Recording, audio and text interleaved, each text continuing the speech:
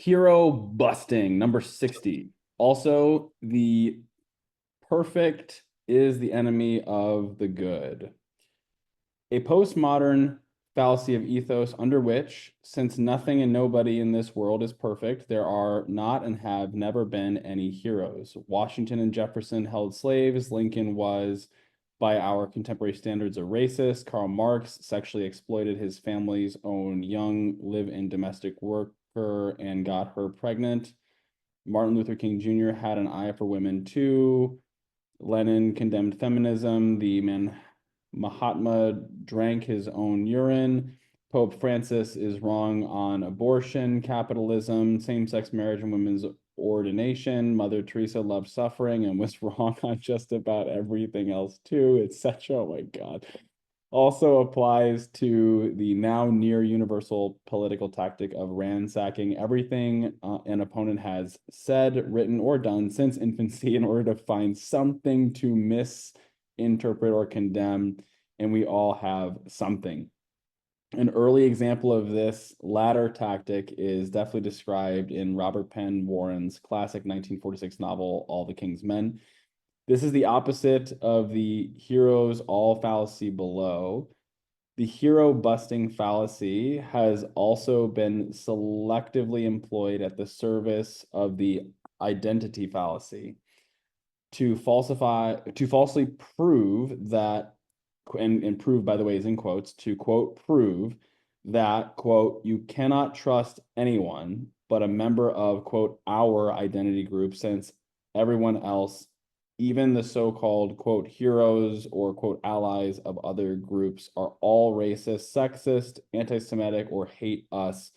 Example, in 1862, Abraham Lincoln said he was willing to settle the U.S. Civil War either with or without freeing the slaves if it would preserve the Union, thus, quote, conclusively proving that all whites are viciously racist at heart and that African Americans must do for self and never trust any of, quote, them, not even those who claim to be allies. It seems like I felt like it like combined a whole bunch of fallacies. Like guilt by association felt like it was in here. Yeah, it felt like a whole bunch were combined in this one. But I guess this This is one's really, definitely for my enemies nothing fallacy that if they did one thing wrong, therefore they're yeah, not worthy. yeah.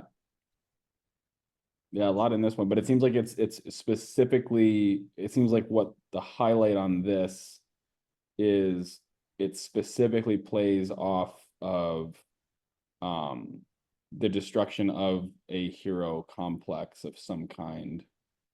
I guess is what is making this one different from in-group out-group bias or guilt by association, or makes it like a more specific take on those, is what it seems like.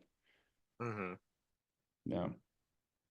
Yeah, I remember hearing at one point like someone debunking, or not debunking, but they were they were like claiming how Mother Teresa was not actually a good person. I was like, because of this, it was like, oh, she did XYZ things, therefore, she was actually a bad person. And it's like, what? Like that doesn't make any sense. Oh, I feel like this is something that people who are really cynical and uh yeah, I feel like this is a really cynical point of view, but also a way to justify one's own difficulty dealing with their own inaction towards doing something significant in life. I think this is what people use to compensate for that. Yeah, I feel like they just have no friends. Yeah, they're just like, oh, Like that if you're person. if like you're gonna because part of your brain wants to find patterns, and if all you're doing is looking for all the things that people did wrong and that's the only thing you're doing, how could you have like any friend in the world? Like you'll only be like searching for things you don't like about people. Yeah, well, uh I feel like it's also like, honestly, I think it's a bit of like a perfectionism kind of thing. It's like if someone isn't pristinely perfect, then they're awful. And it's like that's just Yeah, I don't know. That's like, I think that's just a ridiculous standard to hold anybody to that has no compassion, no love, no forgiveness whatsoever. Yeah. I think the obvious thing that needs to be said, for people that might be hearing this, there's no such thing as a good or bad person. People are people, and they do good or bad things, and even those are subjective. And so just try your fucking best, dude. And like when you make mistakes, you know, own up and fix it. Just, be like, hey, I won't do that anymore. Mm. It's the least you can do. And then the identity fallacy. Oh yeah, because this is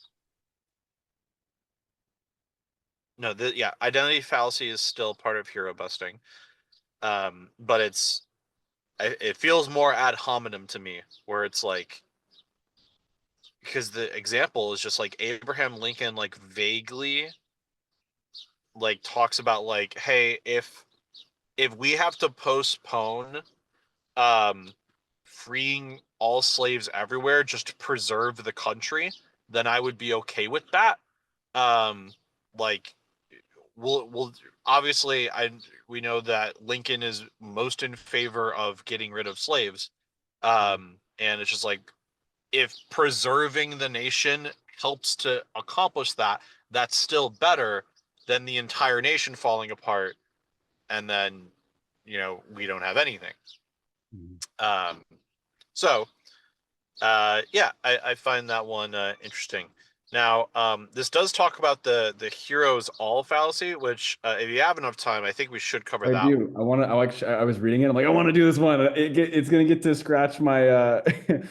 It's gonna get to scratch an itch to go through this one. So I'd love to. Very good.